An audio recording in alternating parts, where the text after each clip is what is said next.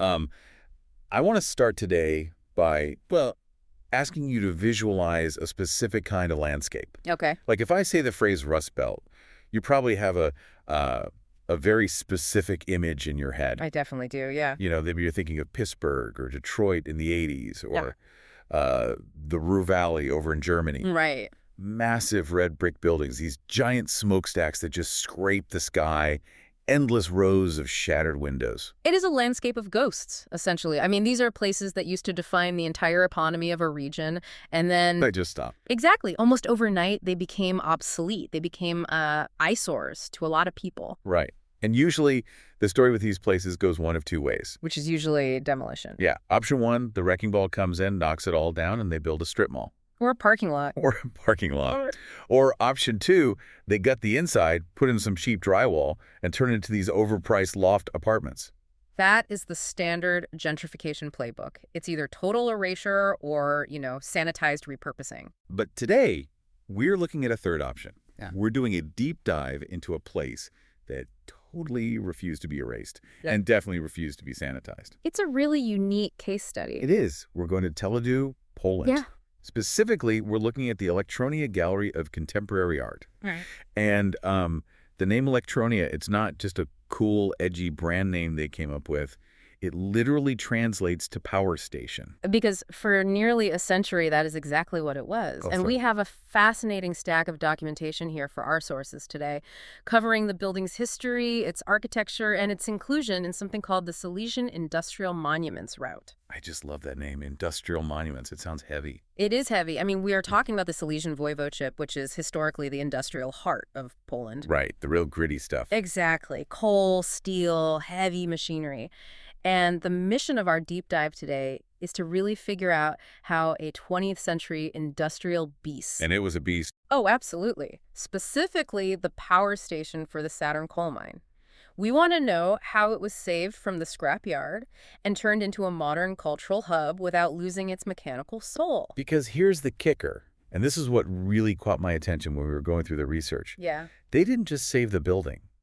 They saved the guts of the building. They left it all in there. This isn't an empty shell. When you go there to see the art, you are standing right next to the machines that used to power the mine. Which is a very risky design choice, if you think about it. Seriously risky. But before we get to the now, we need to understand the then. We need to go back to the turn of the 20th century. Okay, let's set the timeline. We're looking at construction dates between 1902 and 1908. Right.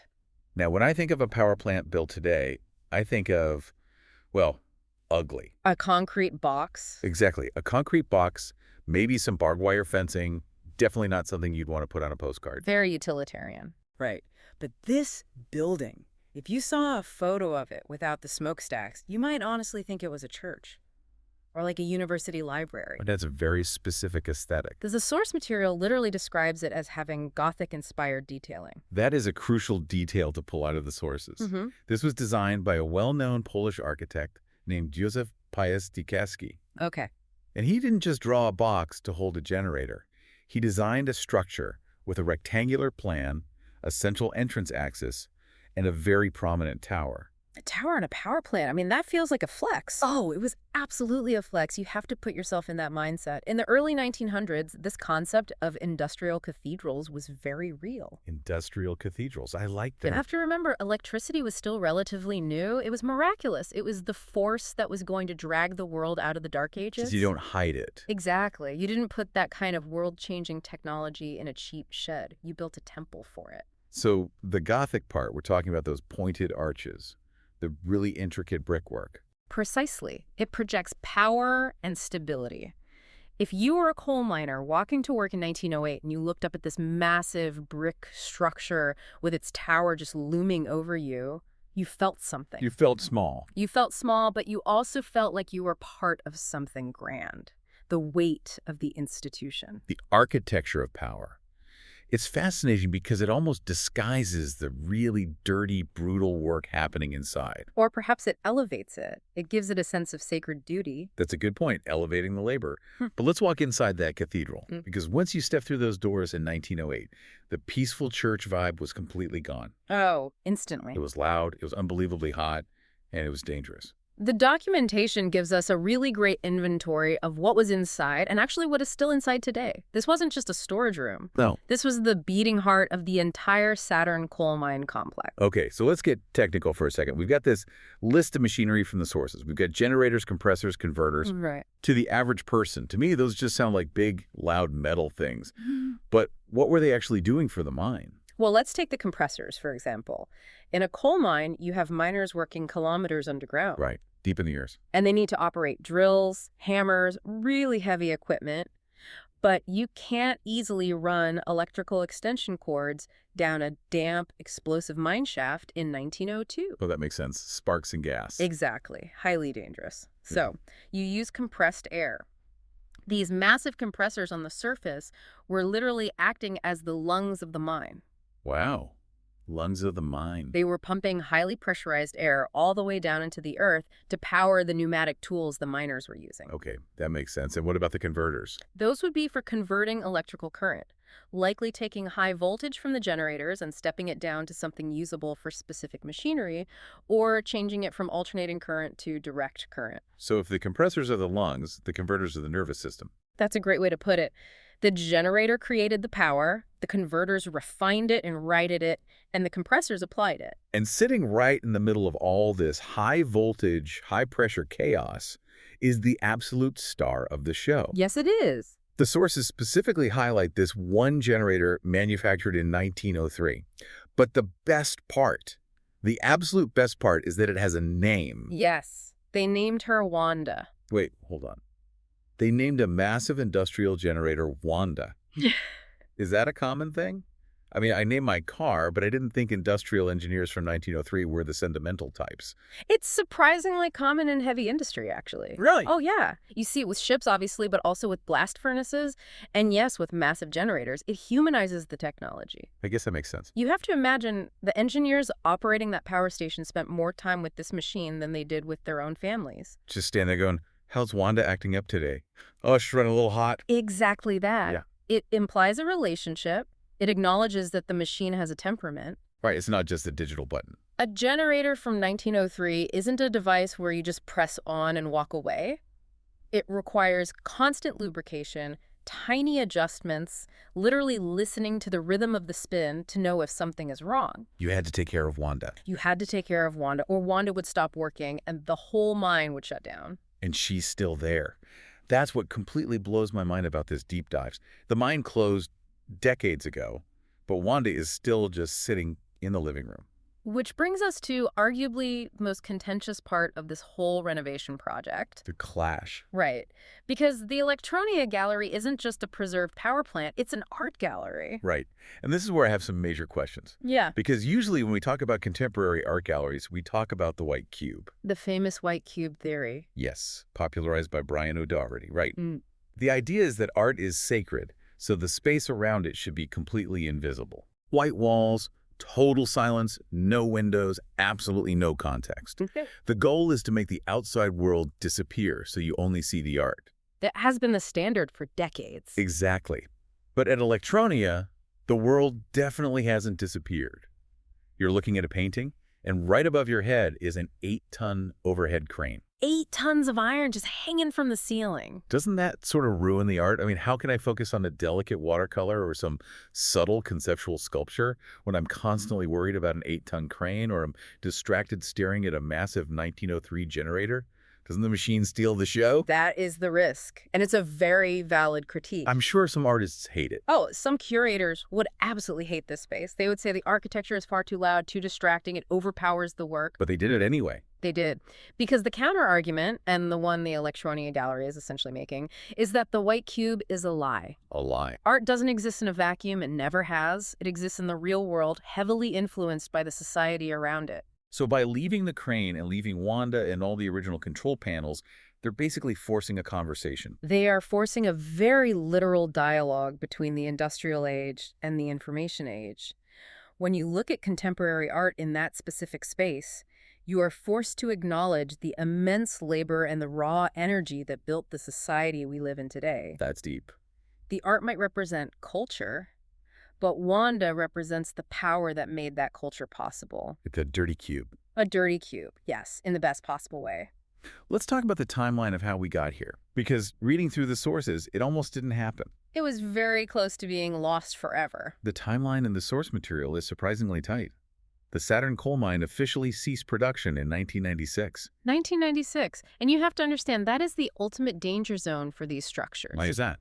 In the late 90s in Poland, the economy was transforming so rapidly, a lot of state-owned heavy industries were just collapsing. Right, the transition period. When a massive place like the Saturn mine closes, usually the scrappers move in within weeks.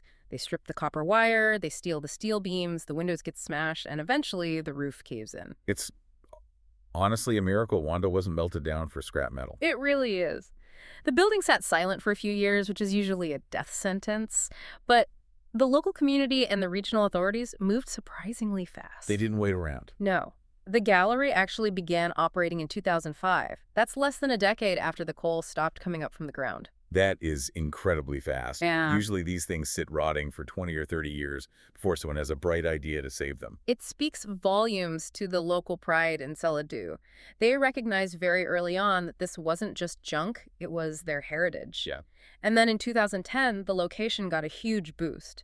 It officially joined the Silesian Industrial Monuments route. Okay, explain that to me. Is that like a tourist trail? Essentially, yes. It's a vast network of industrial sites all across Silesia. We're talking old mines, factories, worker housing estates, power stations. And they just link them all together. Exactly. They've been preserved and open to the public as a collective experience. It's a very deliberate way of reclaiming the identity of the region. Reclaiming it from what? Well, instead of being ashamed of the soot and the smoke and the gritty past, they are actively celebrating the engineering and the history of the working class. It's a really powerful shift in perspective. In getting on that official route, that opens doors for serious funding, right? Absolutely. Being part of that route gave them legitimacy. The sources mention a major modernization project that was completed in late 2013. Oh, right. And this is key. It was largely funded by the European Union. I can just imagine the pitch meeting for that grant. We need millions of euros to fix up a power plant. To generate more power. No, to look at paintings. But it worked. And they needed that money for safety just as much as aesthetics. You asked earlier about how they kept the machines. Right. How is it safe to have people walking around a 1903 generator? Think about the monumental challenge of that renovation. You have a building covered in over 100 years of embedded coal dust. Gross. You have industrial lubricants soaked into the floors, potential asbestos, sharp, rusty metal everywhere you look. To make that environment safe for a school field trip or a public concert requires a massive, incredibly careful amount of work. They'd have to be sandblasting the bricks, professionally securing that 8-ton crane so it doesn't actually drop on the art. Exactly. It's a very delicate balance of cleaning it up without making it look too new. You don't want it to look fake. Right. You don't want it to look like a theme park version of a factory. You want it to still feel like a place where heavy labor happened. So fast forward to today. The sources note that since September 1st, 2016, the gallery has been officially operated by the museum Saturn, or the Saturn Museum. Yes. So it's officially part of a museum complex now. Yeah. But looking at the modern usage section of our notes, it seems like they do a whole lot more than just let people stare at old control panels. It is a highly active cultural hub. They have the temporary exhibitions of contemporary art we talked about, but also workshops, educational programs for kids. It's alive.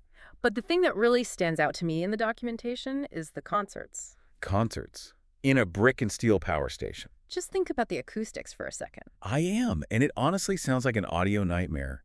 All those hard surfaces, brick walls, steel machinery. Wouldn't it just be a massive wash of echo? It would be incredibly resonant, yes. It might be terrible for recording a fast-talking conversation like ours. Right, terrible for a deep dive. But for certain types of music, it's perfect. Choirs, ambient music, experimental soundscapes, or even heavy industrial music. Oh, industrial music in an actual industrial plant. That makes sense. It creates an atmosphere you simply cannot replicate in a modern, acoustically padded concert hall. The building itself basically becomes an instrument. That's so cool. And speaking of events, there's one specific festival mentioned heavily in the text, Industriata. Yes. The Elektrownia Gallery actually hosted the official inauguration of the 2016 Industriata. Industriata. It sounds like an Olympics for factories. That's not far off. It's actually a massive annual festival that takes place across that entire industrial monuments route we talked about earlier. Oh, so the whole region participates. Yes. It's one day a year where all these sites, the mines, the power plants, the old breweries, they all just come alive. What do they do? They have laser light shows, theatrical performances, special guided tours. Sounds like a huge party. It is a massive party, but it's a party with a very specific purpose. It's about the people of Silesia loudly saying, "This is who we are." Owning their history. Precisely. Because for a long time, the industrial past was seen as a burden. It was something to escape from. Because it was associated with pollution and hard labor. Pollution, backbreaking labor, grime. But events like Industriata completely flip the script. They look at these structures and say, look at what we built. Look at the sheer scale of it. It's beautiful. It totally validates the history of the region. Exactly. And by hosting the inauguration event, Elektrownia really cemented its place as a cornerstone of that new post-industrial identity. So let's try to pull this all together for the listener. We started with a coal mine power station, a place defined by grit, deafening noise, and constant danger. Built to look like a cathedral by Józef Pius Dziekoński. Right. We saw it survive the total collapse of the local industry in 1996, narrowly avoid the wrecker's ball, and get totally reinvented as a contemporary art gallery. But a gallery that completely refuses to hide its past. A place where Wanda the generator is treated as just as important as the abstract paintings hanging on the wall. And I think that's really the big takeaway for me from all these sources. We so often think of heritage as just being castles or palaces, places where kings and queens lived. Or maybe battlefields. Right? Places where famous generals fought. But the vast majority of human history isn't spent living in palaces. No, it's not. It's spent in places like the Saturn power station. It's spent turning heavy dials, shoveling coal, maintaining giant generators. It's a history of work. Yes. And saving a building like this, preserving it so carefully, is a way of saying that the history of the everyday worker matters just as much as the history of the ruler. The Cathedral of Labor. The Cathedral of Labor deserves to be preserved and visited just as much as the literal cathedral down the street. I completely agree.